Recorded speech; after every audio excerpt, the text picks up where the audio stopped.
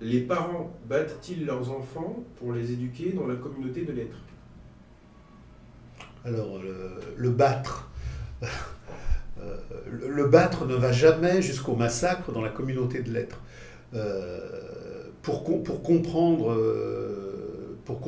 la réponse que je vais fournir à votre question, faut poser de manière plus générale le problème de la sanction. Le problème de la sanction.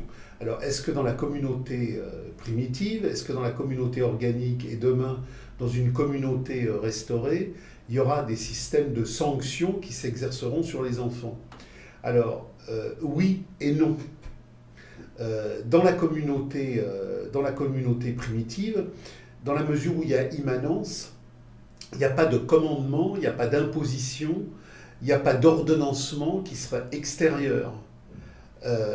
Les enfants, comme les adultes, sont dans une immanence qui fait que le culte ludique du dépasser le terrain prescrit n'est pas instauré parce qu'il n'y a pas cette concurrence pathologique du monde contemporain. Aujourd'hui, quand on pose le problème de la sanction, on pose le problème de la sanction pour l'accepter ou la récuser par rapport à une ligne rouge, bleue ou verte qui est posée par rapport à l'enfant, et on considère qu'il y a des lignes que l'enfant ne doit pas dépasser. Alors les lignes que l'enfant ne doit pas dépasser, on nous dit qu'il faut lui expliquer qu'il ne doit pas les dépasser, et si jamais il les dépasse, il faut le sanctionner parce qu'il les a dépassés. Donc ça existe dans une société comme celle d'aujourd'hui qui est totalement aliénée par le fétichisme marchand. Ça existe aussi dans les sociétés traditionnelles parce que la dialectique aliénatoire qui va produire le monde contemporain y existe aussi. Mais par contre, on sait par toute une série de textes qui renvoient à la vie organique et vivante de ces communautés-là, que le rapport de l'immanence des enfants fait que la fameuse ligne, elle est totalement dynamique et non pas statique dans les communautés archaïques, dans les communautés primordiales. Si on prend les textes, par exemple, des dominicains ou des franciscains en Huronie ou en terres iroquoises, ou même si on prend l'expérience personnelle de Pierre Clastre chez les Indiens, chroniques des Indiens Guayakis, on voit que le statut de l'enfant dans la communauté primordiale est lié aux adultes dans une immanence permanente de jeu, d'éveil et de conscientisation. Dans la société du séparé, l'enfant, il est assujetti à des espaces spécifiques. Dans la société de l'aliénation, les adultes vont travailler et d'une manière ou d'une autre, on parque les enfants pour les éduquer. Dans la communauté traditionnelle, il n'y a pas de parquage parce qu'il n'y a pas de travail. Donc les adultes comme les enfants sont en symbiose permanente. Il n'y a pas de moment où on met les enfants ailleurs et il n'y a pas de moment où les adultes vont produire quelque chose de spécifique qui ne pourrait pas intéresser les enfants. Donc la division du travail avec travail-loisir pour les adultes et séquences normatives pour les enfants, garderie, école, centre de loisirs, ça n'existe pas dans une communauté organique, puis tout se vit dans l'immanence. Donc dans cette immanence-là, il arrive effectivement qu'un enfant commette une bévue, parce que d'ailleurs la bévue est positive. C'est la bévue de l'enfant qui le fait grandir vers une conscience du dépasser la bévue. Donc quand on voit comment vivent entre autres les Indiens Guayakis, il y a effectivement de temps en temps, dans l'émulsion des joies du groupe, un enfant qui va commettre un raté. Mais l'enfant qui va commettre un raté, il sera remis dans la place nécessaire du groupe collectif, parce qu'effectivement, comme il n'y a pas de culte narcissique de l'autonomie du sujet, ce qui sera, entre guillemets, remis en place, c'est le fait qu'à un moment donné, il y a un débordement d'autonomie qui pourrait produire une schizophrénie du groupe. Donc, on imagine très bien une mère Guayaki donner une petite tape sur le cul du môme parce qu'il a fait une connerie avec sa sœur. Mais au sens fort, l'enfant n'est pas battu, au sens fort, l'enfant n'est pas sanctionné. C'est une relation d'amour, c'est une relation harmonique qui, par un geste un peu plus ferme que d'habitude, remet les choses à leur endroit. Mais de la même manière qu'il n'y a pas de répression entre les hommes, le mouvement d'auto-éducation qui fait que les grands apprennent aux petits n'est pas une structure hiérarchique de commandement et d'apprentissage domesticatoire, c'est un mouvement d'émancipation et de soulèvement, d'éveil et de réveil permanent. Et d'ailleurs, ce qui est très intéressant, c'est ce que dit Clastres sur les Guayakis, c'est ce que nous disent sur les dominicains et les franciscains, sur les Hurons, l'Ironie, les Mohawks, les Abénakis. La constance de l'enfant dans la communauté organique, c'est le rire. L'enfant rit en permanence, et les adultes rient en permanence, parce qu'il y a constamment une relation d'harmonie, de tendresse et d'amour, et donc le raté est rare, et le raté qui est rare, quand il appelle à une remise en ordre et à une remise en place, c'est quelque chose qui se fait effectivement en tendresse et en émotion. C'est-à-dire que la claque sur le cul que la mère Guayaki met à son enfant, même si elle est ferme, elle est affective et elle est tendre. Donc il y a quelque chose qui est absolument important du point de vue du geste par rapport à votre question du battu, au sens où il n'y a pas de violence. Par contre, ce qui est intéressant, c'est que dans les communautés organiques, on sait, par l'immanence du sens, ce que les grands trajets philosophiques nous apporteront à travers les présocratiques, Hegel ou Marx, c'est que pour se poser dans une identité riche, il faut s'opposer. C'est-à-dire que le poser, c'est pas quelque chose qui flotte. Quand l'homme se pose dans une identité réelle, c'est parce que dans un contexte précis, qui n'est pas fluide, qui n'est pas liquide, mais qui exprime une matérialité sensible, sensive et sensuelle, il y a des oppositions. C'est-à-dire que l'enfant est en autonomie, mais l'enfant n'est jamais dans la fête du caprice. Donc, le développement harmonieux de l'autonomie, il présuppose des cadres qui doivent être rappelés, et les cadres doivent être rappelés parce qu'en rappelant les cadres qui positionnent l'opposition au caprice, on casse l'autonomie narcissique potentielle du sujet. Et donc, par le cadre qui oppose, on peut devenir un sujet qui se pose. Et là, il y a toute une dialectique qu'on retrouve chez les présocratiques, chez Hegel, et qu'on retrouve chez Marx avec la problématique du naturalisme achevé. La transmission d'amour que je fais à l'enfant, et qui fait que cet enfant, en devenant grand, ne va pas simplement devenir grand physiquement, mais grand en maturité d'esprit, de sensation et de cœur, c'est parce que par amour, j'aurais posé des lignes d'opposition à certains jeux capriciels, et qu'à partir de ce donné-là, j'aurais donné à l'enfant une ligne mature de position et de positionnement. Donc, il n'y a pas de violences qui sont faites sur les enfants dans ces communautés-là. Il y a des rappels de position par rapport à des nécessités de position et de positionnement. Autrement dit, j'ai un cadre qui est ferme dans la transmission du patrimoine d'amour et du patrimoine de conscience, mais il est fait dans l'intelligence de la transmission, et il n'y a bien évidemment aucune violence d'impuissance comme on la trouve dans les sociétés de l'aliénation généralisée. Alors justement, par rapport à ça, je crois que Guy Debord, dans un de ses bouquins dans les années 70, il parlait justement de l'autonomisation des enfants vis-à-vis des parents, mais dans une trajectoire aliénatoire au sens où les familles sont brisées en fait, et les enfants veulent devenir indépendants justement pour ne plus avoir de rapport avec leurs parents. Et justement, il disait qu'en fait, on n'est même plus des prolétaires au sens où on n'a même plus nos enfants. Et en fait, par rapport à ça, depuis la révolution des mœurs, depuis mai 68, il y a une tendance au niveau de l'éducation à ne plus vouloir frapper les enfants. Et les gens se plaignent du fait que c'était mieux avant parce que quand on frappait les enfants, on arrivait à les garder dans un certain cadre de vie, quoi, de respect des aînés et tout ça. Et justement ça a sauté. Donc, est-ce que c'est une positivité quelconque pour retrouver une humanité perdue, ou est-ce qu'au contraire, c'est le reflet du chaos dans lequel on est et dont le capital a besoin pour diviser les familles, diviser les nations, diviser tout ce qu'il a besoin de diviser, quoi. Non, alors là, justement, ce que vous dites est très intéressant sur le chaos. Et en préambule, je reviendrai sur une hypocrisie majeure de la société du spectacle marchand.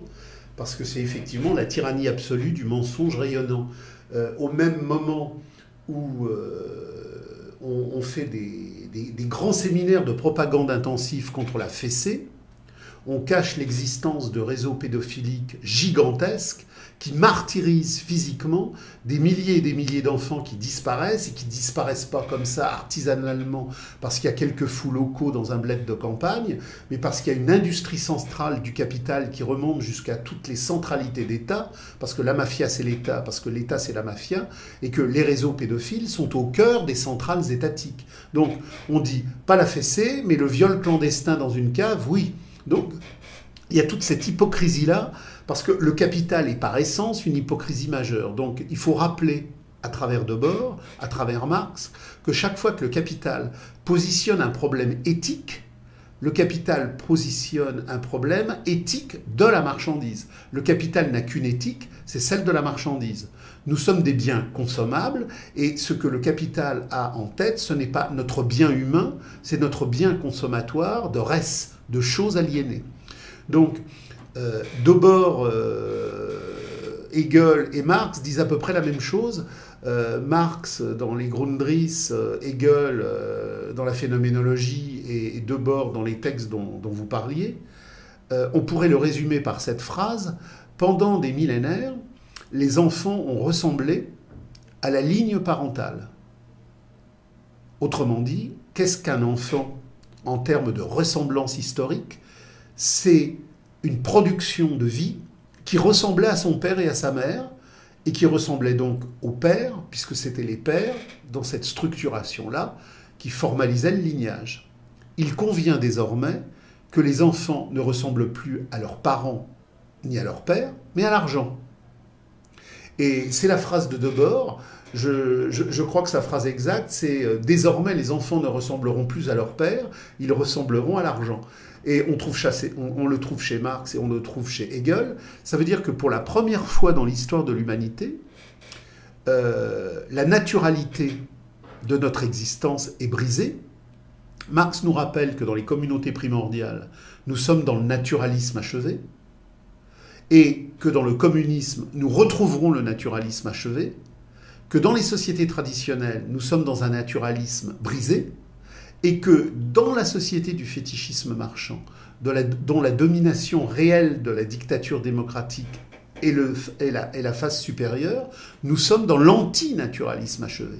Donc, puisque nous sommes dans l'antinaturalisme achevé, la ligne d'identification de mes parcours d'existence dans l'histoire, ça ne peut plus être la parentèle, ça doit être la monétisation. Donc, un enfant aujourd'hui, effectivement, ressemble à l'argent. Il ne doit plus donc ressembler aux parents des générations antérieures qui exprimaient, même si c'était de manière encore incomplète, la naturalité, puisqu'on est dans le devenir absolu de la réification, de la chosification, de la transhumanité réifiée de l'abrutissement universel. Donc, un enfant doit ressembler à l'argent. Donc, la critique de la famille, la critique des relations parents-enfants, la critique des cheminements d'autorité et d'intelligence qui faisaient que les parents transmettaient par une norme d'autorité, l'auctoritas, la réalité des choses doit être brisée. La seule autorité, c'est pas l'autoritas de la vie, de la jouissance, de la naturalité, c'est celle de l'échange et du développement aliénatoire dans le culte de la marchandise.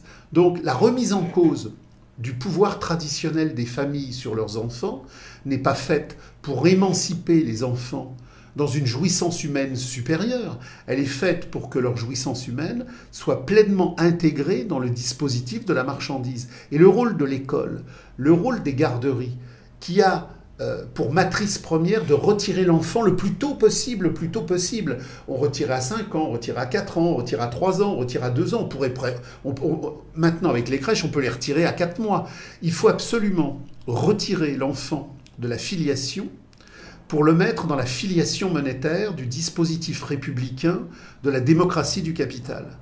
Donc, il faut extirper l'enfant de la cellule familiale, parce que dans la cellule familiale, même la plus abrutie, il peut y avoir encore des relents de contestation humains sur une base humaine par la transmission de l'enfant, du père et de la mère à sa vie. Donc, on a un dispositif de kolkhoz éducatif. Le capitalisme a des formes de contrôle étatique absolu, et en même temps qu'il met en marche des formes de contrôle absolu, il faut qu'il dévalorise l'image du père et l'image de la mère, en montrant que toutes les autorités qui viendraient de là sont négatives, que par contre l'autorité qui vient de l'argent est émancipatrice. Donc tout ce qui rappelle les traditions de l'avant, ou dans les cellules familiales, et dans les cellules familiales élargies, par rapport à la réalité d'un monde paysan, par rapport à la réalité d'un monde ouvrier, avait vécu des contestations, des remises en cause, des trajectoires de signification radicale, tout ça doit être balayé dans un gigantesque mélange, dans un grand melting pot, où le seul référentiel sera le culte de l'argent. Donc, tuer la cellule familiale, tuer l'histoire de la famille, parce que toutes les grandes contestations ouvrières et paysannes sont aussi parties de la cellule familiale, parce que c'est là que, parce qu'il y a un amour de transparence sans autre intérêt que l'amour de l'autre, il y avait effectivement des vécus de trajectoires subversives. À partir du moment où l'identification de l'enfant n'est plus la cellule familiale des trajectoires d'amour, mais la cellule sociale des trajectoires financières, le robot adulte de l'abrutissement citoyen est déjà programmé dans le laboratoire des écoles et des crèches, où la vampirisation de la normalisation citoyenne se met en mouvement. Non, c'est pour ça quand on voit aujourd'hui dans une grande surface, au moment où on passe aux caisses, des enfants qui traînent par terre, qui hurlent, qui crient, dans la mentalité normative traditionnelle d'il y a 50 ans, ça n'existait pas. C'est-à-dire que la déconstruction des attitudes et des modes de reproduction basés sur un véritable respect de savoir se tenir. Se tenir, c'est effectivement un positionnement révolutionnaire. Hegel, Marx parlent du tenir. L'homme debout qui se tient, c'est parce qu'il a été dans son enfance en situation d'apprendre que parce qu'on se tient, on est debout, et que parce qu'on est debout, on a un tenir. Le capital, il veut des matrices rampantes. Et comme le capital veut des matrices rampantes, le cheminement éducatif libertaire du capital, c'est l'enfant apprend par lui-même et fait ce qu'il veut dans tous les territoires où il veut aller. Et donc, la catégorie normative, c'est le caprice festif. Donc, le môme fait ce qu'il veut, n'importe comment. De toute façon, les parents sont eux-mêmes des machines réifiées, brisées, qui n'ont rien d'autre à transmettre que la chanson médiatique ou pédagogique que le système leur a donnée.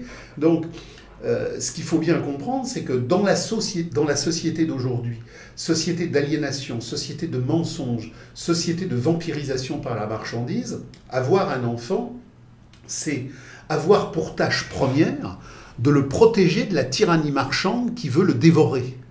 Donc, il ne s'agit pas d'être oppressif avec l'enfant contre ce que l'enfant reproduirait de la société aliénatoire marchande, mais il s'agit de protéger cet enfant par un rempart d'intelligence fait de dialectique, de conscience, d'amour, de tendresse et de vraie protection.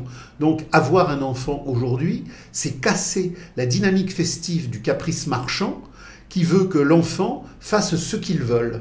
L'enfant n'est pas une autonomie décisionnelle par a priori premier.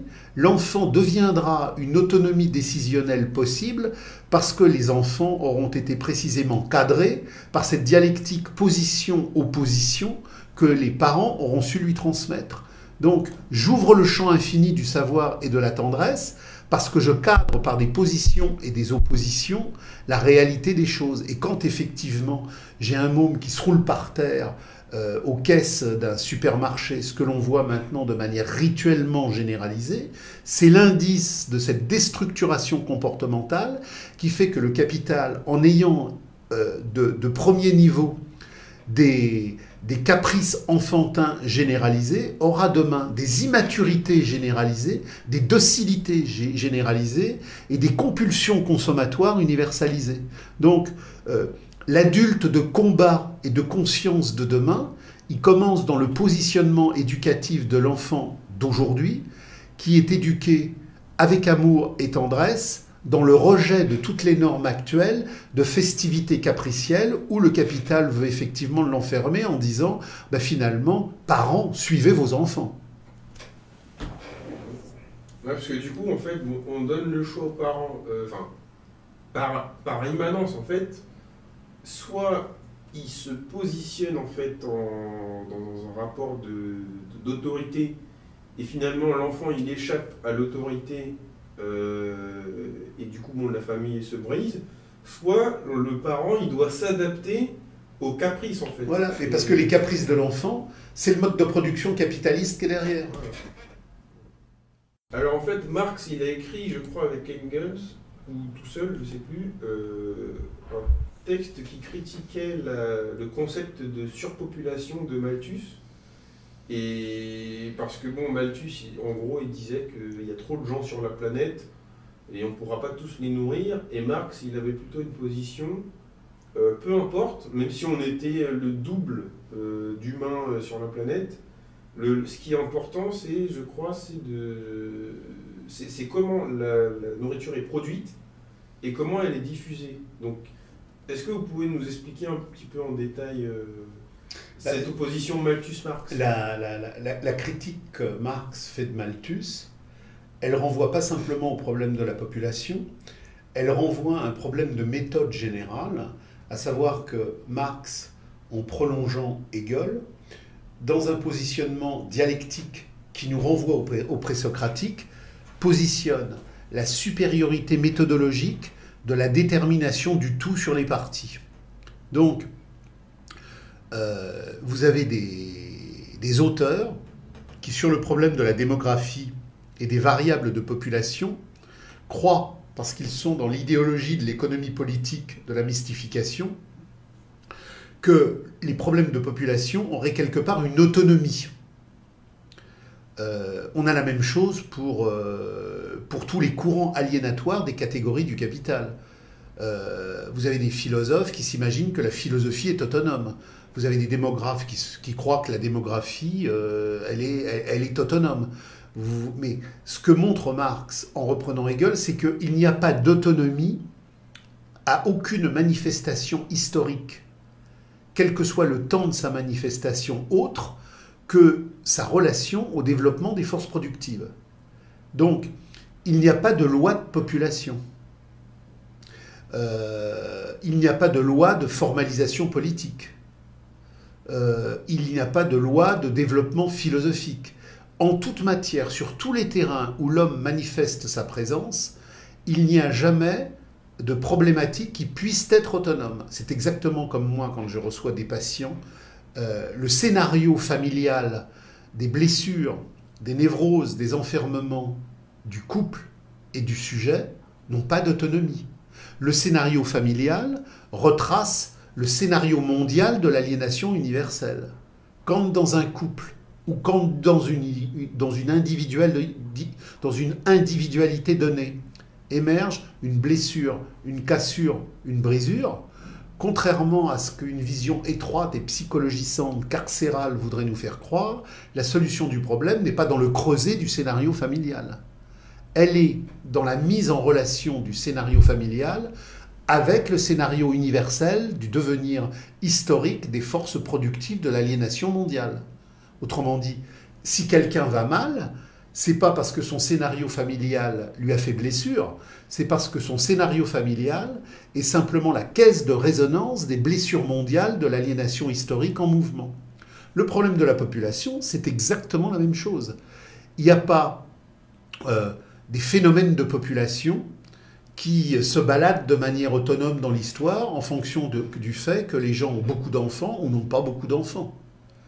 Le développement historique des forces productives de la natalité et de la mortalité épouse le niveau de développement historique des forces productives de la matérialité historique de leur temporalité correspondante. Donc, ce que montre Marx, c'est que les lois du développement du capital ont positionné à un moment des lois de développement de la démographie adéquates au capital. Et donc, la surpopulation, ça n'existe pas. Il y a des surpopulations qui sont des constructions dialectiques de l'histoire à un moment donné par rapport au développement des forces productives du capital. Et le fameux problème de la surpopulation relative à un moment donné, qui pose d'ailleurs la problématique de l'armée de réserve, montre bien que dans une dialectique très précise de l'aliénation en mouvement et de la problématique de la valorisation, le capital a besoin justement d'une surpopulation.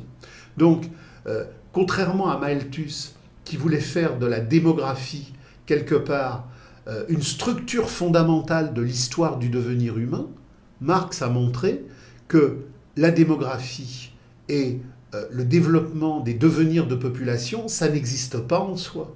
C'est toujours lié au développement du capital.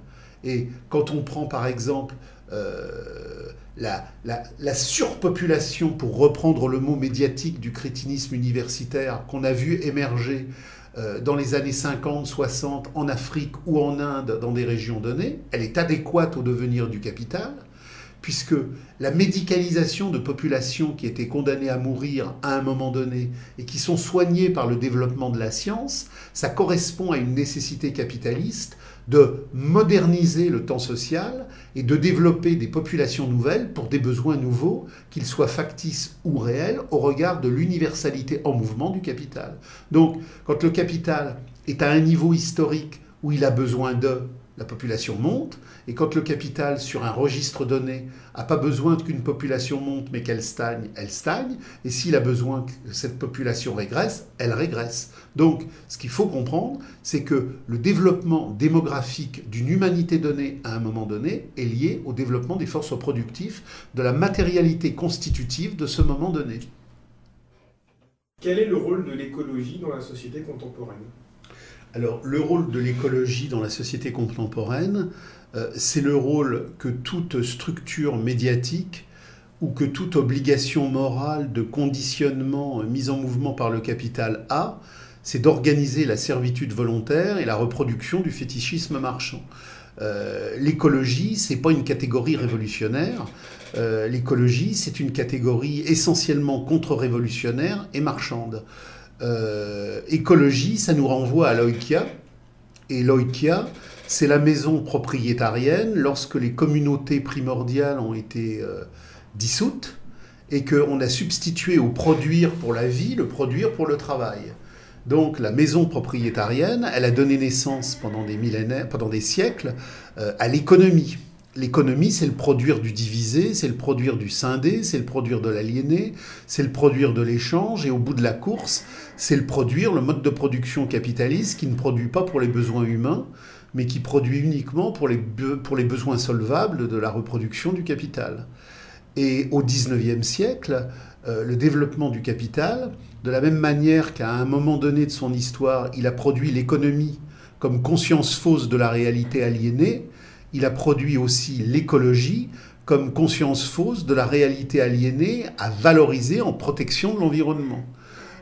La pensée radicale, elle regarde la nature comme un cosmos, comme une totalité organique, comme une unité totale où nous sommes en communion avec l'être de la nature. La nature n'est pas un environnement. La nature est notre substrat dialectique dans le naturalisme achevé. La pensée écologique est une pensée de protection de l'environnement. C'est une pensée de protection des ressources qui émerge dans les savoirs faux et les savoirs aliénatoires du capital au XIXe siècle, en prolongement des dévastations économiques. L'écologie est le supplément d'âme de l'économie. La pensée révolutionnaire radicale, à travers Marx et à travers les courants radicaux qui vont jusqu'à Debord, à socialisme ou barbarie, à pouvoir ouvrier et à tous les groupes issus de la radicalité contemporaine, est une pensée qui veut restaurer la communauté humaine dans la sacralité du cosmos radical, pour un monde sans argent, sans État et sans production aliénée. L'écologie, c'est l'inverse. L'écologie, c'est la protection de la société marchande qui veut protéger l'environnement des dévastations et des excès de la marchandisation. Alors, on a inventé un nouveau produit mystificateur, c'est l'écologie radicale. l'écologie radicale serait une écologie plus radicale en ce sens qu'elle remettrait en cause un certain nombre des données de la capitalisation, entre autres la croissance et ce genre de choses. Mais la marchandise, qu'elle soit croissante ou décroissante, ne nous intéresse pas. La marchandise, quelles que soient ses formes évolutives, c'est toujours la dépossession de l'homme et c'est toujours la radicale mutilation de la nature. Donc, ce qu'il faut comprendre, c'est que nous n'avons pas à rentrer dans les catégories d'amélioration du capital si nous avons une pensée subversive qui va au sens profond de la vie des hommes. Donc, l'écologie est un poison aliénatoire qui vise à permettre la reproduction du capital, le jour où le capital, dans ses dévastations les plus extrêmes, montre qu'il est en train de détruire des éléments entiers de la biosphère. Bon, il n'y a rien de neuf. Marx, dans le Capital, explique que la Terre, comme investigation et comme territoire d'exploitation, est en train d'être détruite et vampirisée par le développement du capital. La solution à la vampirisation de la nature, c'est pas l'écologie, qui n'est qu'une science annexe de la marchandisation despotique, c'est effectivement la révolution humaine radicale qui détruit l'argent, qui détruit l'État, et qui n'est pas écologique, mais qui est cosmique, et qui est l'expression du naturalisme achevé. La nature n'est pas quelque chose avec lequel nous avons un dialogue de protection ou de préservation à engager. La nature est notre immanence. La nature est le nous-mêmes de notre cosmos humain en épanouissement. Donc, dans la communauté humaine, il y a une communauté humaine qui ne sépare pas l'homme de la nature, puisque la nature, dans son mouvement de conscience historique, c'est l'homme. L'homme n'est pas quelque chose qui n'est pas dans la nature, il est la nature en mouvement de conscience. Donc, dans la communauté qui détruira les pollutions, les gaspillages et toutes les déstructurations auxquelles on assiste, on aura une restauration du cosmos humain dans la communauté humaine, mais il y aura abolition de la politique, abolition de l'économie et abolition de l'écologie. L'écologie n'étant rien d'autre qu'une aliénation supérieure du temps contemporain pour faire écran à la radicalité et en construisant des fausses problématiques qui font qu'effectivement, on veut préserver l'horreur du capital en préservant les effets du capital. Parce qu'en fait, du coup, l'écologie, c'est consubstantiel à l'économie politique. L'écologie est radicalement consubstantielle. D'ailleurs, c'est la même étymologie. C'est l'oikia. L'écologie, c'est l'économie. L'économie, c'est l'écologie. L'écologie n'est qu'une superstructure de la pourriture infrastructurelle du capital en mouvement. Alors justement, dans cette trajectoire radicale, je ne sais pas si vous connaissez, dans un prisme écologique, les ZAD, les zones à défendre. Je ne sais pas si vous connaissez. Si. Et alors justement, bon, je ne connais pas trop le fonctionnement de ces trucs-là, mais il me semble que, justement, dans mon groupe, il y a quelqu'un qui me parle souvent de ça, qui me dit justement, regarde, il y a des gens qui n'utilisent pas l'argent et tout ça. C'est un truc, bon, c'est contradictoire au sein même de ces structures-là, mais bon, qu'est-ce que vous en pensez ? C'est une forme de Larzac restauré 30 ans ou 40 ans après le Larzac. Le problème, là encore, c'est qu'il faut avoir un regard de méthode. Les manuscrits de 44, le Capital, la phénoménologie de l'esprit de Hegel, il faut toujours avoir pour compréhension que c'est le tout qui détermine les parties et que le tout est toujours supérieur à la somme des parties. Donc, le mode de production capitaliste est une totalité aliénatoire en mouvement dans une expansion planétaire qui n'est renversable que dans une instantanéité radicale de liquidation totale. On ne liquide pas la totalité marchande par étapes. On ne la liquide pas par morceaux. Et tout ce qui, en le capital, veut faire du non-capital ou du contre-capital est caricature, simagrée et imposture. On ne peut pas abattre le capital en déclarant que certaines zones lui échapperaient. Alors, ceci dit, il y a effectivement des bonnes volontés, des rêves, des espérances qui, en toute honnêteté, peuvent imaginer et construire des zones qui, en fonction du fait qu'un certain nombre de gens ont décidé de s'organiser de telle manière sur un terrain donné, elles peuvent imaginer qu'elles sont en rupture. Alors elles sont peut-être en rupture cognitive, elles sont peut-être en rupture intellectuelle avec le donné du capital, mais le capital ne tolère que ce qu'il renforce. Puisque le capital ne tolère que ce qu'il renforce, ça n'est qu'un alibi de l'imposture démocratique mis en spectacle par le capital pour laisser à penser que le capital laisse un certain nombre de choses exister à sa périphérie. Mais non seulement ça ne lui nuit pas, mais quelque part ça le renforce. Et le capital, de toute manière, n'est jamais gêné par une opposition qui n'est pas totale, universelle. Si sur un moment donné, le capital recule, c'est pour réavancer sur un autre. On a l'image du traité de 95, le fameux traité constitutionnel qui a été refusé en 95.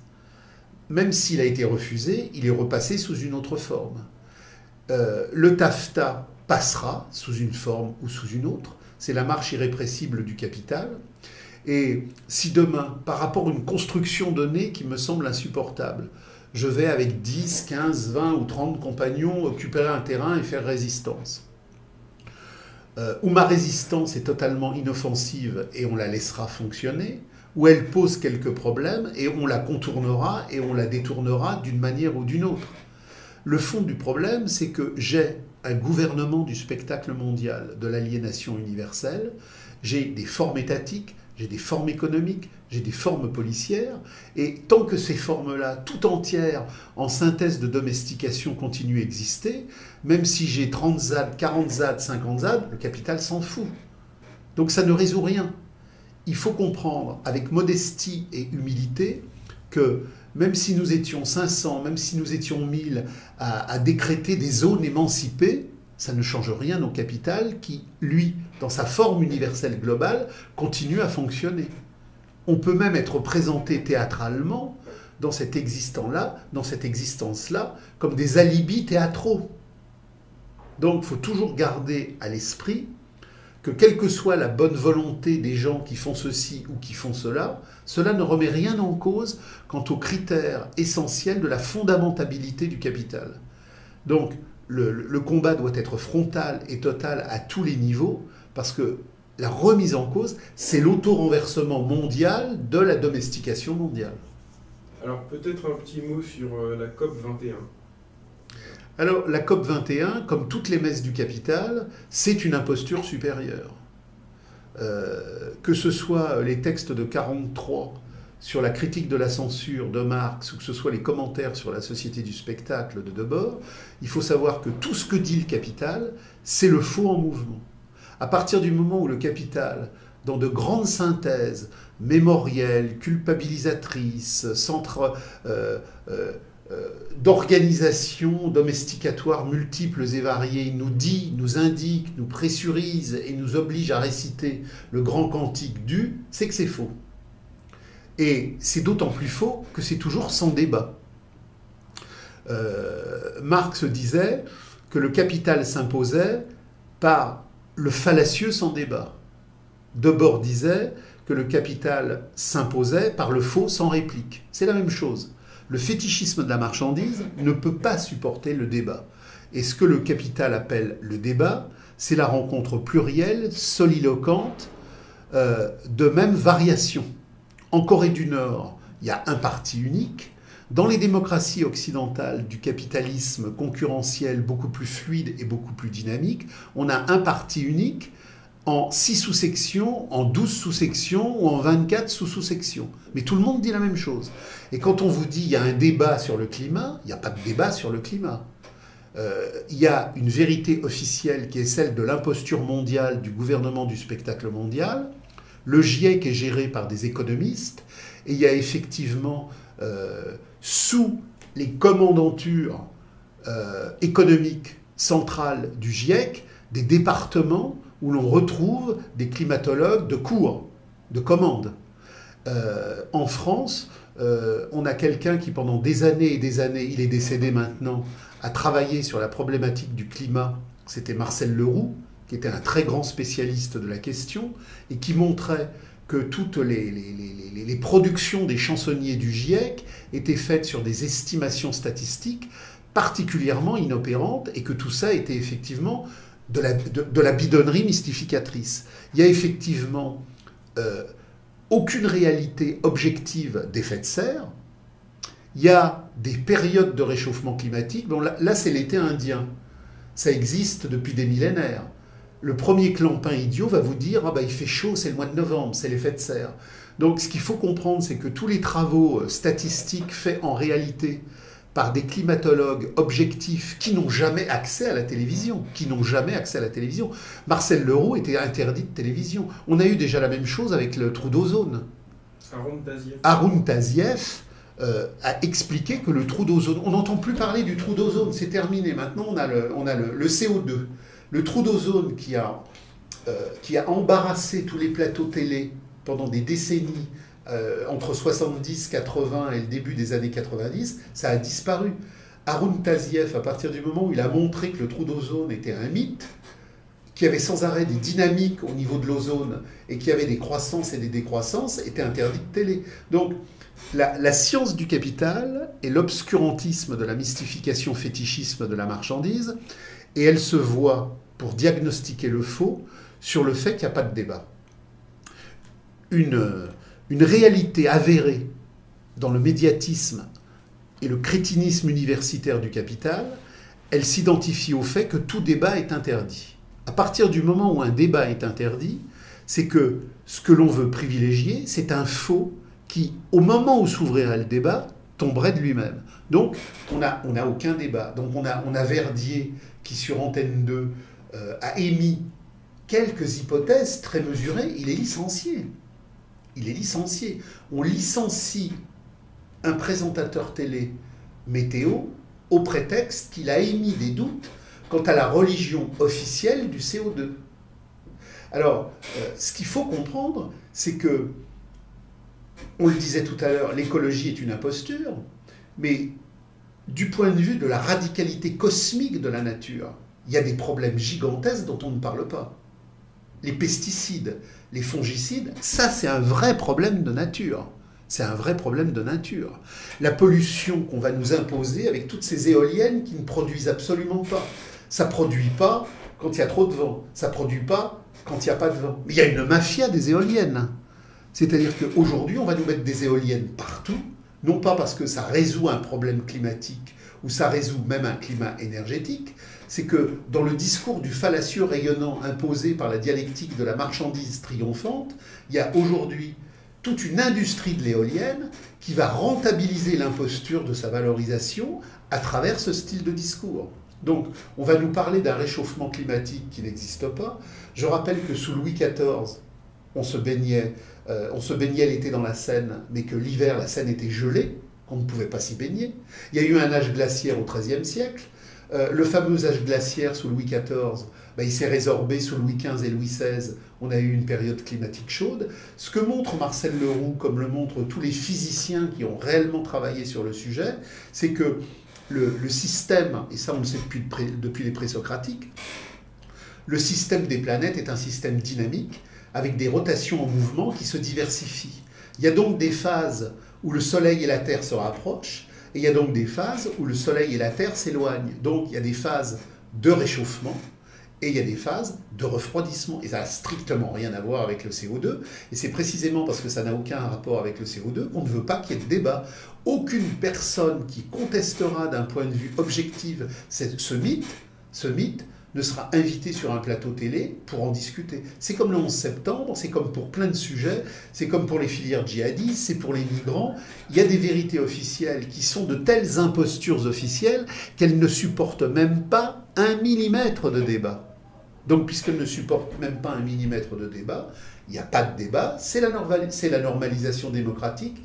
Souvenons-nous toujours, à travers Marx, Debord et Orwell, que la démocratie est la face supérieure de la démocratie, que la démocratie est la face supérieure de la dictature, et nous vivons le temps orwellien de la dictature sur tous les sujets. La liberté, c'est la servitude, et le mensonge, c'est la vérité. Donc, la planète est en train de crever à cause des pesticides, à cause des fongicides. Il y a des perturbateurs endocriniens qui sont en train de tuer la substance vibrante de notre vie humaine ou animalière. Ça, on le cache. Et pour le cacher, on crée cette histoire de CO2, parce que derrière, le gouvernement du spectacle mondial veut imposer une gouvernance mondiale des angoisses, des névroses et de toutes les schizophrénies alimentées.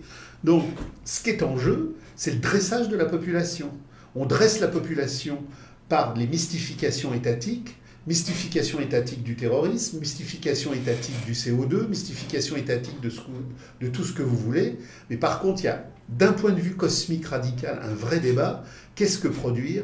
Qu'est-ce que la Terre? Qu'est-ce qu'aimer la Terre? Qu'est-ce qu'aimer les produits de la Terre? Comprendre que l'homme, comme le disaient les présocratiques, est homme de la Terre en la Terre. Empédocle dit, l'homme est une blette. L'homme est une blette. L'homme est une blette consciente, mais il est le mouvement de la Terre en mouvement de Terre. Donc la Terre n'est pas simplement un espace sur lequel nous sommes posés, c'est notre matrice érotique, c'est notre matrice substantielle. Et là, il y a un vrai débat de radicalité sur la manière dont nous produisons le reproduire. On ne parlera pas à la COP21 des fongicides et des pesticides, et on nous parlera du CO2, patronné par des organismes économiques qui vont effectivement nous mystifier, comme on nous a mystifié sur la couche d'ozone, comme on nous mystifie, parce que chaque fois que le pouvoir parle de quelque chose, c'est pour nous mystifier et valoriser sa valorisation. Donc en quoi la crise terminale du capital n'est pas qu'une crise économique, mais aussi une crise ontologique? Alors il faut en revenir à toute l'œuvre de Marx, qui est animée par ce principe méthodologique que Marx a fait surgir en théorisant les luttes de classe les plus radicales, à l'aune de la conception dialectique de Hegel. Ce qui est décisif, c'est que Marx a renversé la philosophie, il a renversé l'économie, il a renversé la politique, et il est arrivé à une conception radicale de critique de l'économie politique. Tout le monde est dans l'économie politique, parce que tout le monde veut proroger les catégories aliénatoires du capital et de la domestication. Tout le monde proroge l'État, tout le monde proroge l'argent, et de l'extrême droite la plus radicale à l'extrême gauche la plus radicale, on produit des économies politiques nouvelles, des économies politiques différentes, des économies politiques de restructuration. Marx est le premier qui pose la critique radicale de l'économie politique pour l'abolition de l'État et pour l'abolition de l'argent. Il a donc un regard de l'économie qui n'est pas un regard de l'objet économie, puisqu'il dit qu'il n'y a pas d'objet. Il dit, dans l'intégralité de son œuvre, et je renvoie en particulier vos auditeurs aux thèses sur Feuerbach dans l'idéologie allemande, que le présupposé radical de toute méthodologie subversive, c'est la compréhension dialectique du fait que tout est mis en relation dialectique. Le fétichisme de la marchandise, ça n'est pas un objet. La marchandise n'est pas un objet. Le capital n'est pas un objet. L'État n'est pas un objet. Ce sont des dialectiques historiques qui mettent en marche des positionnements relationnels entre les diverses sphères de l'aliénation universelle. Donc, l'économie n'est pas un objet statique, c'est une dynamique historique d'aliénation qui est positionnée autour de l'articulation valorisation-dévalorisation, qui rend compte de l'articulation exploitation-coercition, et qui renvoie à partir de là au fait que la dialectique qui produit le capital autour du travail vivant, autour du travail mort, au travail de l'exploitation, au travers des machines, au travers de l'homme aliéné, fait que ce qui produit le devenir de l'histoire, c'est une implication réciproque. Le travail produit le capital et le capital reproduit le travail. Donc, le sujet de l'économie, c'est cette dialectique, c'est cette relation entre le prolétariat et le capital. Il n'y a du capital que parce qu'il y a du prolétariat exploité à titre humain, et c'est la part de travail non payée dans cette exploitation du travail humain qui permet des incréments de valeur qui suscitent la dialectique possible du profit envisageable. La machine ne produit pas de profit, seul le travail humain permet une dialectique du profit par la mise en marge de la plus-value extorquée.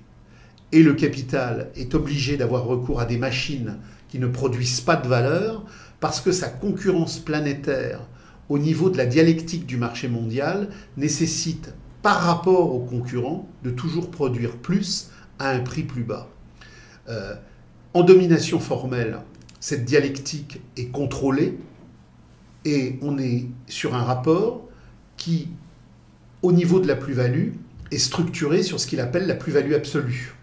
C'est-à-dire que pour produire de la plus-value, pour produire effectivement une dialectique de profit en expansion, il faut faire travailler les gens plus, il faut payer les gens de manière moins élaborée. Et ça, c'est l'articulation centrale. En période de domination réelle, on passe sur une dialectique de plus-value relative. La plus-value relative, c'est le fait que l'essentiel des incréments humains extorqués est dû à une robotisation qui va pomper le sang des vivants. Le robot ne produit pas le sang vivant de la plus-value. Le robot, par sa mécanique, par sa cybernétique généralisée, va pomper le sang des vivants. Donc plus il y a de robots, plus il faut pomper de sang humain, et c'est ça, cette plus-value relative. La plus-value relative, c'est le fait, par exemple, en comparaison à la plus-value absolue, que au temps des mines et des sidérurgies du 19e siècle, il fallait, pour produire 100 en termes de plus-value, des milliers d'ouvriers pendant des heures et des heures. Aujourd'hui, à Airbus, c'est le temps technologique de la plus-value relative. Pour produire la même chose, il suffit parfois de 10 minutes, avec simplement 2 ou 3 salariés. Et c'est pour ça que Marx insiste sur le fait, contrairement à l'ultra-gauche champapieriste contemporaine, que l'ouvrier le plus exploité, c'est l'ouvrier européen des mégapoles technologiques les plus concentrés et les plus modernes, c'est pas le chiffonnier de Calcutta. Le chiffonnier de Calcutta vit dans une misère noire, mais l'exploitation n'est pas un concept misérabiliste, c'est un concept objectif de dialectique historique. Donc, si j'ai un regard humanitaire, je dis effectivement que l'ouvrier de Calcutta, dans son quotidien, est dans une crasse abominable, qu'il n'a pas de quoi manger, qu'il n'a pas de quoi se vêtir, qu'il n'a pas de quoi vivre. Je peux dire ça. Mais je ne peux pas dire qu'il est plus exploité que l'ouvrier métallurgique des firmes industrielles les plus modernes d'Europe. C'est le contraire. Parce que même exploité en plus-value absolue, comme il l'est, l'ouvrier de Calcutta ou de Bombay, produit en termes de plus-value extorquée 2. Alors que le sidérurgiste moderne qui a ses 3 frigidaires et sa maison de campagne, il produit 6000. Donc, ce que nous apprend Marx, c'est que ce qui est important, c'est de voir le salaire relatif et non pas le salaire réel ou le salaire nominal. Le salaire nominal, c'est la somme que je touche. Le salaire réel, c'est la somme que je touche au regard du mouvement des prix. Mais le salaire relatif, c'est ce que je touche au regard de ce que je produis comme incrément de valeur. Et donc, le salaire relatif dont ne parlent jamais les réformistes, qui est le salaire radical, le salaire réel qui témoigne de l'exploitation, c'est le salaire qui dit l'abîme entre la masse de profits produits par l'ouvrier moderne européen des grandes concentrations industrielles et le salaire qu'il touche. Alors bien évidemment, le salaire qu'il touche est bien plus élevé que celui du chiffonnier de Bombay, mais dans le comparatif somme donnée, profit produit, c'est là qu'est le grand écart.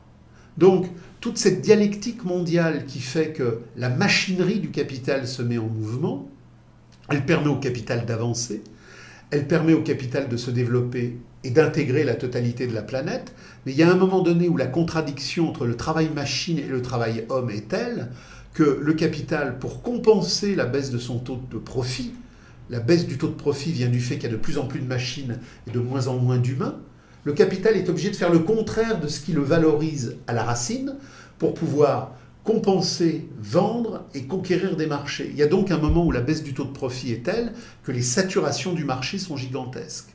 Donc le capital, aujourd'hui, dans cette phase de domination réelle achevée, où le capital est lui-même, le capital n'est plus, comme dans sa période de domination formelle, un hybride, quelque chose qui est à la fois lui et ce qu'il y avait avant, il est purement lui-même. Il est dictature absolue de sa contradiction valorisation-dévalorisation, machine-travail humain, et il est en train d'atteindre, malgré les 2 guerres mondiales, malgré les restructurations, malgré les chaos monétaires, malgré les chaos terroristes, et malgré toute la débauche de crédit qui s'est mise en marche, un point où la production de sa reproduction devient absolument impossible. Et c'est là où se pose le problème de qu'est-ce que la révolution. La révolution, dit Marx, c'est pas simplement le moment où l'économie ne peut plus se reproduire, c'est le moment où l'économie politique de l'existence humaine asservie ne peut plus se reproduire. Donc, le moment où le capital rentre dans cette crise terminale, c'est l'objectivité impossible réellement advenue du procès d'auto-présupposition du capital. Le procès d'auto-présupposition du capital, c'est cette dialectique interactive entre le travail qui produit le capital qui produit le travail. D'ailleurs, pour ça que les luttes réformistes qui ne développent pas une radicalité permettant le renversement, elles témoignent à la fois du mécontentement ouvrier et de la vie humaine qui traverse l'aliénation, mais elles sont aussi un agencement qui permet au capital de se moderniser. La lutte réformiste est à la fois le cri des hommes qui n'en peuvent plus, mais elle est en même temps une technique au niveau de la dialectique du capital pour se moderniser. Parce que chaque fois qu'une lutte réformiste a abouti sur un champ donné, elle oblige le capital, dans la dialectique du taux de profit, à mettre en marche des mesures de modernisation qui vont encore accélérer la baisse du taux de profit. Donc le capital, dit Marx, c'est un serpent qui se mord la queue. Chaque fois qu'il bute sur une impossibilité, il la résout, mais en créant une impossibilité supérieure. Et on a donc à un moment donné la fameuse crise terminale, la crise cataclysmique, non plus de phase capitaliste en tant que telle, mais du mode de production capitaliste en tant que tel. Et cette crise radicale qui pose la possibilité de l'émergence révolutionnaire, elle la pose parce que le capital abolit son auto-présupposition. Le capital, au moment où il ne peut plus valoriser son développement parce que les marchés sont totalement saturés, qui a la crise du crédit qui s'est retournée sur lui-même, il est dans une crise objective qui le rend impossible de valoriser sa valorisation. Et ça devient en même temps une crise de l'humanité aliénée. Il n'y a donc pas quelque chose qui fonctionnerait en deux temps. Une crise d'infrastructure, les gens qui sont jetés à la rue et puis qui commencent à bouger comme ça mécaniquement.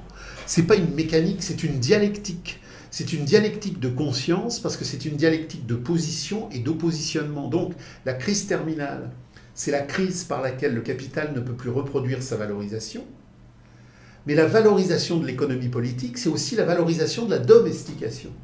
Et c'est parce que la crise de la valorisation de la reproduction économique en tant que circulation de marchandises produit la crise de la circulation des marchandises humaines domesticatoires que le mouvement du surgissement révolutionnaire est possible. Donc l'automouvement n'est pas une mystique éthérée.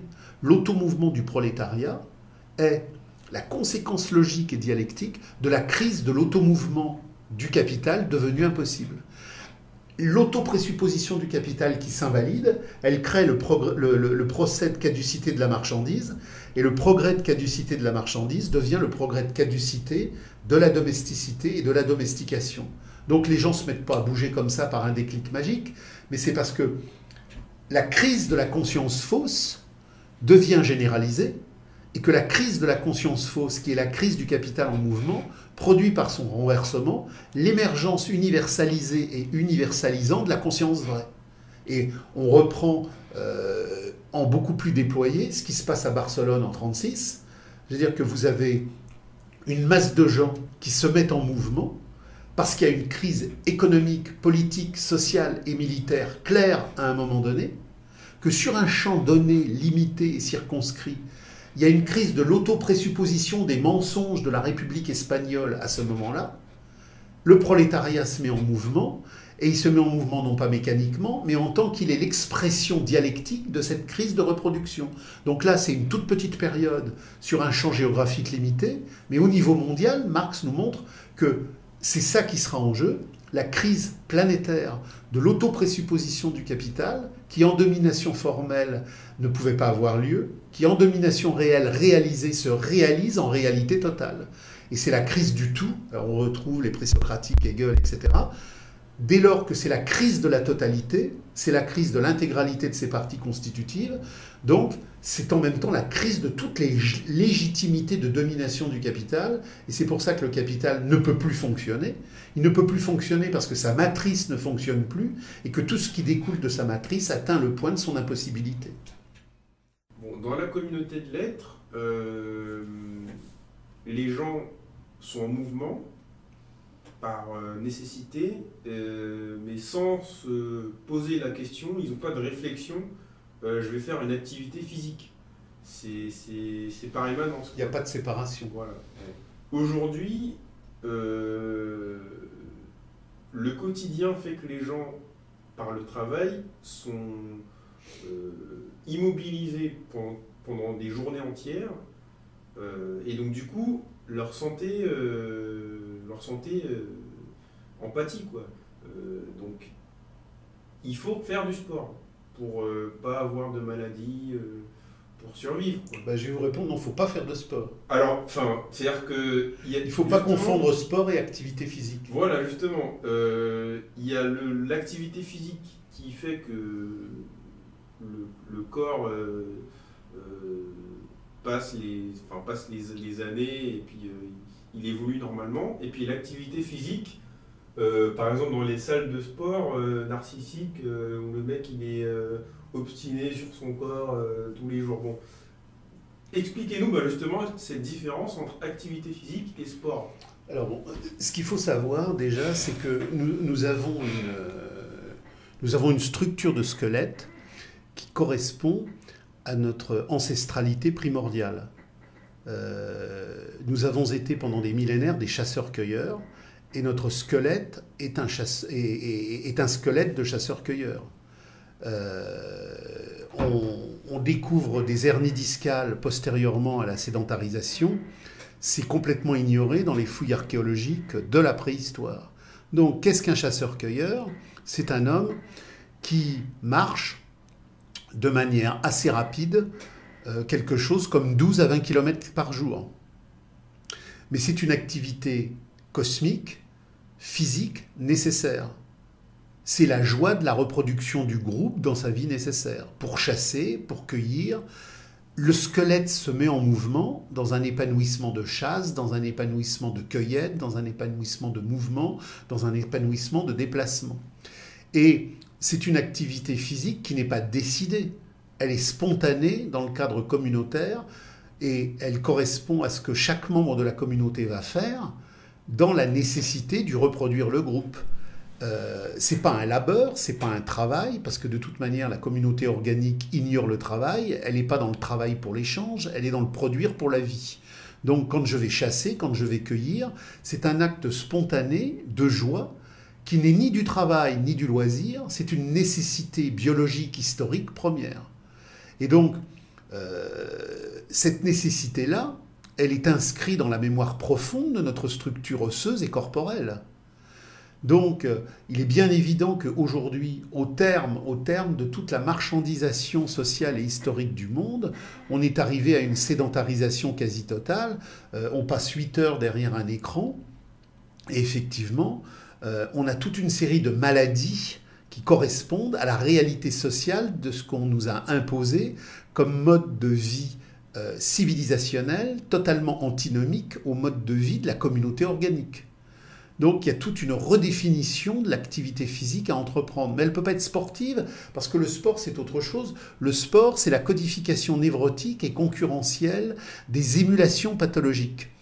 Dans la communauté primitive, entre la chasse, la pêche, la peinture, l'acte d'amour ou l'acte de jeu avec les enfants, on va se jeter dans une rivière et puis on va faire les fous dans une spontanéité. Mais il n'y aura pas de sport aquatique.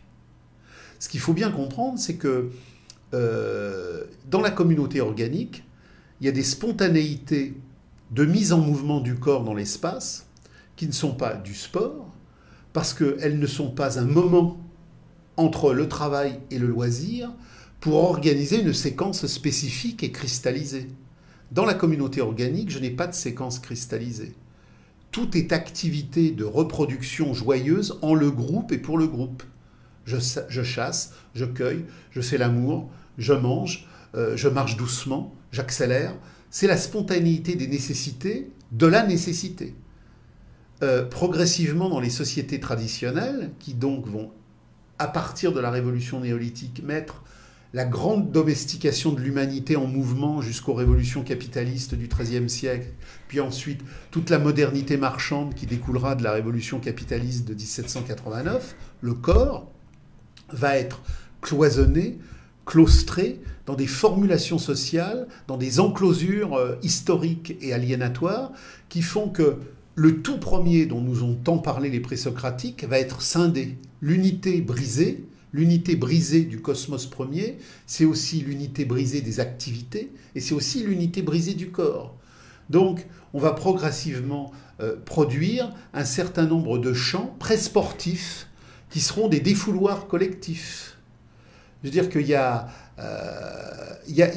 déjà une marge entre le jeu de la soule au XVe, XVIe siècle, qui est l'ancêtre à la fois plus ou moins du football et du rugby, avec les jeux antérieurs et les pratiques qui ne sont ni sportives ni ludiques, par exemple des aborigènes. Il faut bien comprendre qu'au début, j'ai même pas d'activité ludique parce qu'il n'y a pas de fête. La fête, elle naît de cette rupture d'harmonie qu'il faut que, pour compenser les moments tristes, j'organise des moments gais. Mais dans la communauté organique, il n'y a pas de fête. Parce que la joie collective est une permanence de l'immanence. La fête va naître quand justement l'unité première brisée va nécessiter des moments de recomposition complémentaires et contradictoires à la dépossession. On aura dans l'Antiquité romaine et grecque des fêtes, et plus la décadence urbaine détruira les restes de communautés antérieures, plus la fête prendra son importance, plus les jeux prendront leur importance, plus l'activité physique sportive codifiée prendra son importance. Donc, ce qu'il faut bien voir, c'est que notre corps a bien évidemment besoin d'activité physique, mais je dirais d'une activité physique intelligence en le cosmos.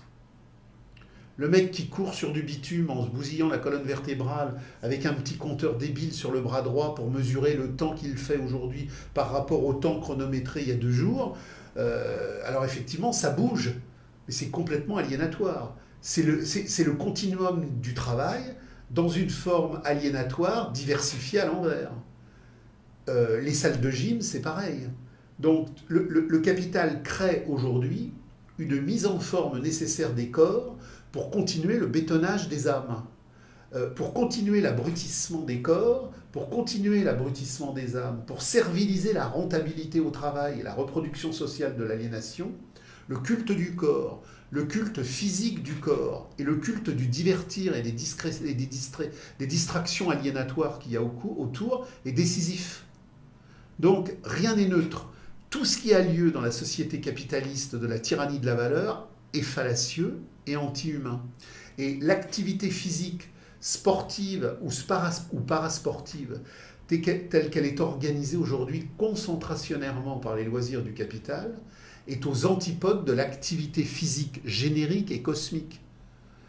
Quand vous partez dans la plaine avec votre chien et que vous marchez et que vous respirez le soleil, que pendant 1 heure ou 2, vous contemplez la nature et que vous articulez votre corps au souffle de la terre.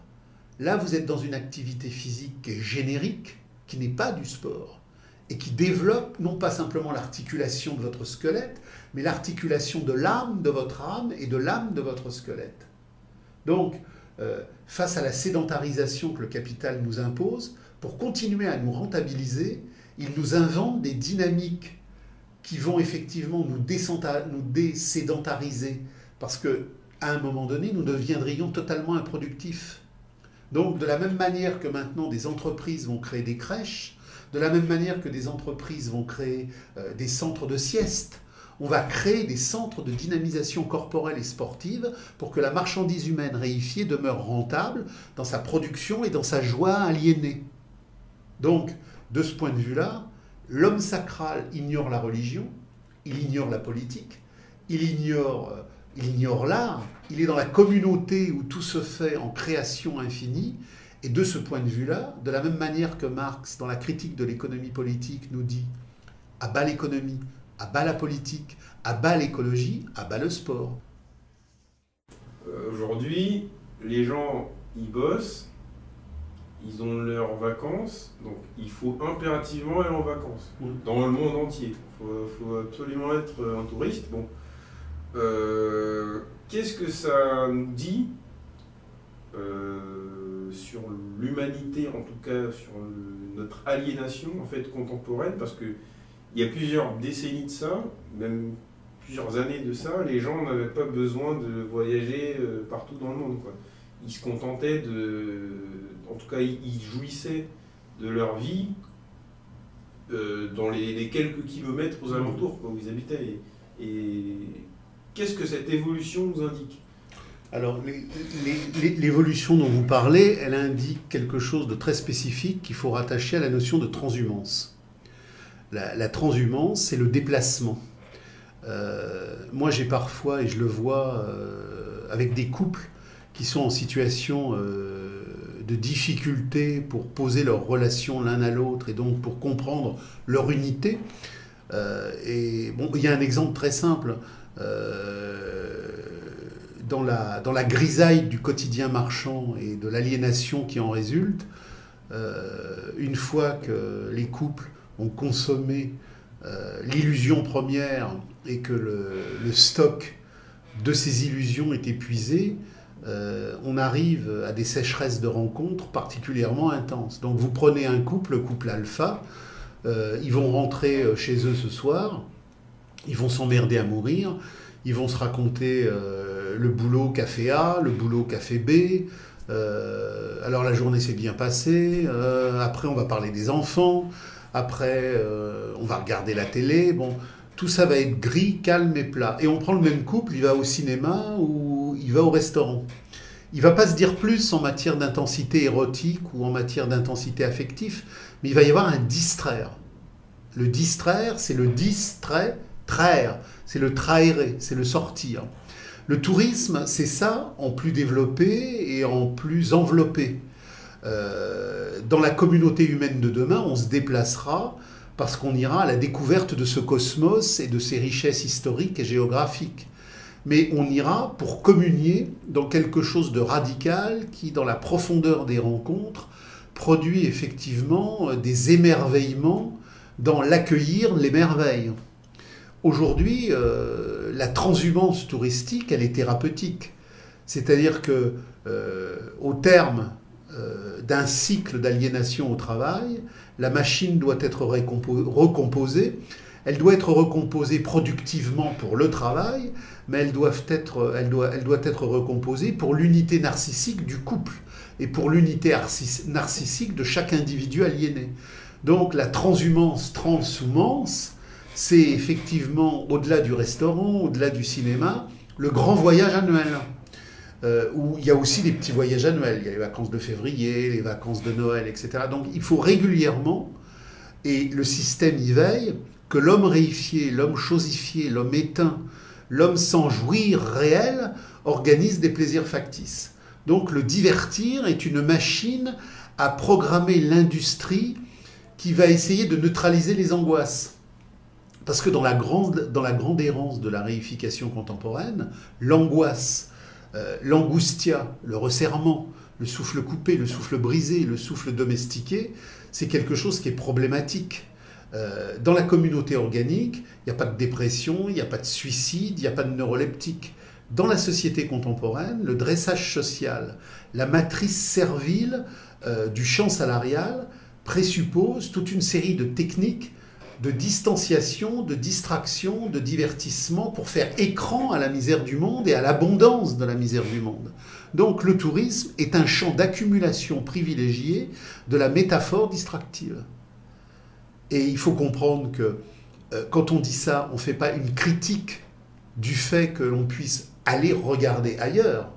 On fait une critique du fait que dans ce monde et dans la matrice d'angoisse qui préside aujourd'hui à l'ordonnancement des servitudes volontaires, l'acte d'aller voir ailleurs tel qu'il est enrégimenté par le champ touristique contemporain est nécessairement un regard aliéné qui regarde des relations aliénées. Il ne peut pas y avoir de tourisme radical, il ne peut pas y avoir d'écologie radicale, c'est ce qu'on a dit tout à l'heure. Le tourisme est une partie, est une des catégories de l'économie politique de l'aliénation. Donc dans la communauté émancipée, nous irons déambuler sous toutes les latitudes du monde pour communier au cosmos et à la relation humaine, mais il n'y aura plus de tourisme en tant qu'activité séparée, aliénée, du distraire déambulatoire.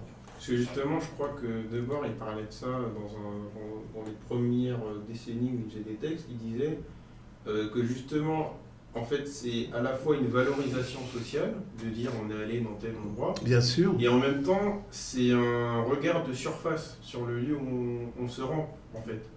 Parce que justement, il n'y a pas de communion profonde avec l'espace où on se rend. Et alors, à l'époque contemporaine, hein, vous avez raison, en plus, à l'accumulation du spectacle aliénatoire qui nous emmène tourister dans une accumulation de regards distractifs pour recomposer la machine de servitude, on voit des gens qui photographient 500 trucs.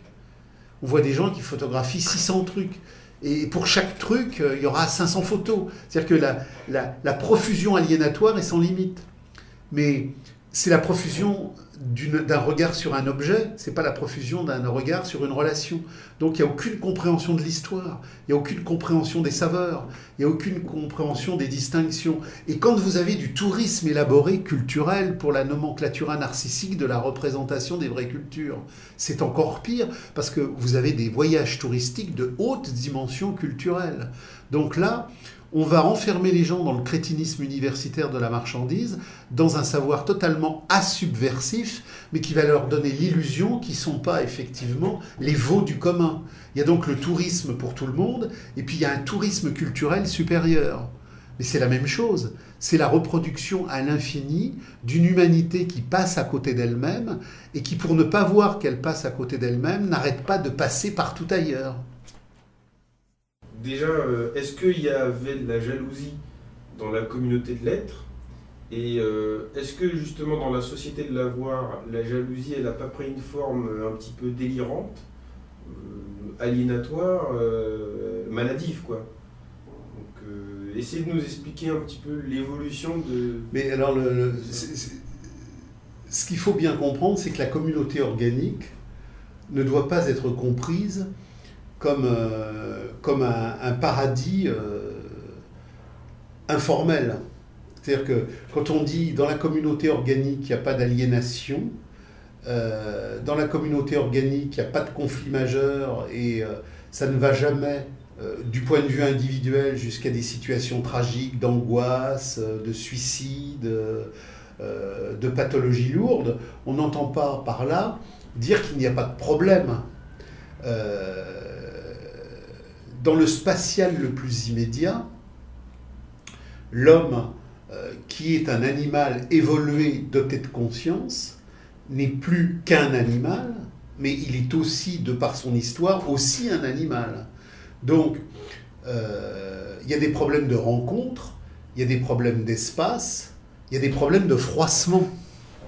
Donc, dans la communauté organique, il y a nécessairement, à un moment donné, des gens qui ont des envies qui froissent les envies des autres et qui ont des envies qui chevauchent celles des autres. Que ce soit Marx et Engels à partir des travaux de Morgan ou à partir d'une compréhension historique dialectique, ou que ce soit Salins sur les Guayakis, ou que Salins sur les aborigènes, et Clastres sur les Guayakis, ou toutes les recensions des jésuites et des dominicains sur les Indiens d'Amérique du Nord, on voit bien qu'il y a des difficultés, des contradictions et des rencontres qui posent problème. La communauté organique n'est pas un paradis, parce que dans cette communauté organique, il n'y a pas des anges ou des dieux, mais des hommes. Et tout homme rencontrant un autre homme, dans la dimension de la rencontre, positionne toute une série d'actes, de sentiments, de sensations qui peuvent poser des antinomies. Donc la question, elle n'est pas de dire dans la communauté, il n'y a pas de problème, et dans la capitalisation contemporaine, il n'y a que des problèmes. Le problème est de voir que toute communauté, toute rencontre, et c'est le sujet humain, parce que le sujet humain est une dynamique. Et que toute dynamique posée dans l'histoire, posée dans l'espace, qui rencontre d'autres dynamiques, rencontre des espaces, rencontre des histoires, qui posent des aspérités. Donc, il y a des conflictualités dans la communauté organique. Le problème est de savoir quel est le sens de cette opposition, de cette position et de cette contradiction. Ce que nous répond Marx à travers justement le texte de Engels, l'origine de la famille, et à travers les correspondances qu'ils ont eues là-dessus, c'est que la chose essentielle qui fait ligne de démarcation entre la communauté et la société, c'est que la communauté est une unité qui n'est pas brisée, alors que la société est effectivement une structure qui découle de l'unité brisée. Donc il faut relier le problème de l'humain à l'unité brisée et le problème de l'humain à l'unité non brisée. Dans la mesure où la communauté est organique, les dissensions sont fertilisées dans la communauté jusqu'à ce qu'elles ne puissent jamais atteindre le point d'autonomisation. Ce qui a cassé l'unité première et qui a produit l'unité brisée, qui a fait naître la société, c'est que le dissensionnel, l'oppositionnel, à un moment donné, a pris une telle forme dans le cadre de la révolution néolithique et dans le cadre de l'émergence de la sédentarisation et de la production céréalière, à travers les stocks et à travers le dissocié humain, dans des configurations qui font que les dissensions d'avant sont devenues des contradictions explosives valorisant l'autonomisation.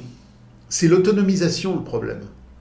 Donc dans la communauté organique, il y a entre les hommes et les femmes des désirs, des contre-désirs, des satisfactions, des insatisfactions, et il y a parfois des polarisations négatives. Mais cette polarisation négative n'atteindra jamais le point où elle produirait la mise en danger de l'unité du groupe, parce que la dissension personnelle s'autonomiserait du collectif global. Donc quand vous posez la question de la jalousie, il y a des envies, mais qui ne prendront jamais la forme pathologique d'une dissension telle qu'elle ferait exploser le groupe. Et la jalousie pathologique qu'on rencontre dans le temps contemporain, à travers la culture narcissique du sujet égocentrique, à travers la folie de la monade individuelle, à travers l'exaspération des sensations personnelles, elle est le lien de la dépossession. Comme l'unité a été brisée, le lien de fertilité entre je et tu ne peut plus fonctionner dans l'unité supérieure du nous organique. On est dans une grande solitude et les gens, même ensemble, sont solitaires.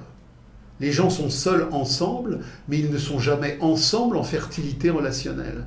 Donc, à partir de là, les aspérités, les dissensions, les contradictions de la communauté organique, qui étaient relatives, qui étaient relativement tièdes, se mettent à surchauffer dans la société du fétichisme marchand, parce que tout devient valorisation narcissique. Donc, les incertitudes relatives et très minorisées que l'on pouvait recevoir, que l'on pouvait avoir, que l'on pouvait rencontrer dans la communauté organique, prennent une forme totalement exaspérée et exaspérante dans la société. Donc, la jalousie pathologique dont vous me parliez, elle est la rançon de la grande angoisse. Quand je suis sûr de moi, je ne suis pas jaloux. Être jaloux, c'est ne pas avoir la certitude que le posé que j'ai posé avec l'autre est certain. Et il y a jalousie parce qu'on est dans la chasse ouverte de toutes les névroses aux névroses. Chaque homme est un chasseur de névroses et chaque autre homme est un chassé névrotique. Donc on est tous en train de chasser la complémentarité névrotique dans l'incertitude de la satisfaction, puisqu'il ne peut pas y avoir de satisfaction dans la société du fétichisme marchand.